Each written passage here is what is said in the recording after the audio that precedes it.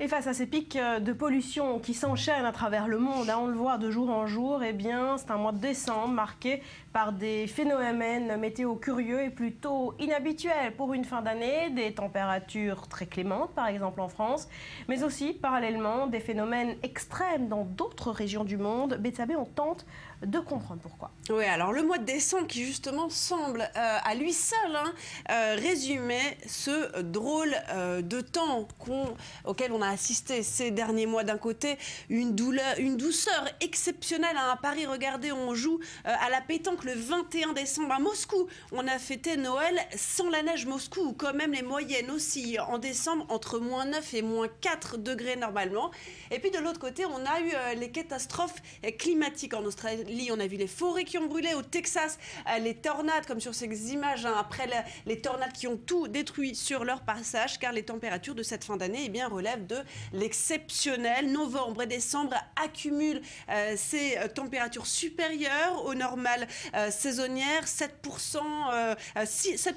degrés en plus en novembre, 6 à 11 en décembre. Mais ce phénomène ne concerne pas que le mois de décembre. Un rapport de l'Organisation météorologique mondiale qui est paru fin novembre, quelques jours seulement avant la COP21 de Paris, révélé que 2015 serait l'année la plus chaude jamais enregistrée. Alors de quoi attiser bien sûr les railleries, avec à la mi-décembre 21 degrés à Biarritz, 15 à Lyon et à Brest, 12 à Paris. À ça a bien marché l'accord climat pour limiter le réchauffement, pouvait-on entendre. On se moque mais on ne se plaint pas, le phénomène extrême, ça a du bon. Écoutez. C'est très agréable, effectivement, oui. Parce que c'est rare qu'on ait quel jour, 21 décembre, qu'on puisse quand même être dehors au soleil et lire un journal. C'est très chaleureux.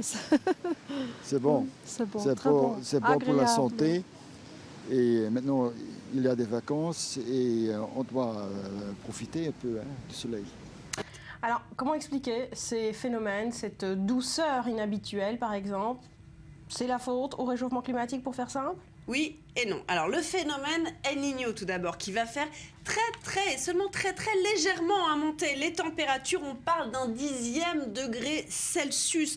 Joue donc un rôle évident dans les phénomènes extrêmes, mais il ne fait que s'ajouter au réchauffement climatique. Le réchauffement climatique qui ne se mesure pas que sur une seule année d'ailleurs. Or, si vous prenez la dernière période de 5 ans, c'est la plus chaude jamais enregistrée. C'est donc la confirmation d'une tendance de fond du réchauffement de la planète. Maintenant, attention, concrètement, le réchauffement ne signifie pas qu'à partir de maintenant, chaque année sera plus chaude que la précédente, que 2016 sera plus chaude que 2015, même si les climato-sceptiques, bien sûr, ne manqueront pas de se jeter sur 2016 pour clamer que, oh, regardez, le réchauffement s'est arrêté, comme il avait fait d'ailleurs en 98 après l'effet d'El Niño, qui ne se faisait plus sentir. Mais la réalité est que le réchauffement ne marque pas de pause, même si 2016 ne sera pas forcément plus chaude, le réchauffement ne s'arrêtera pas pour autant.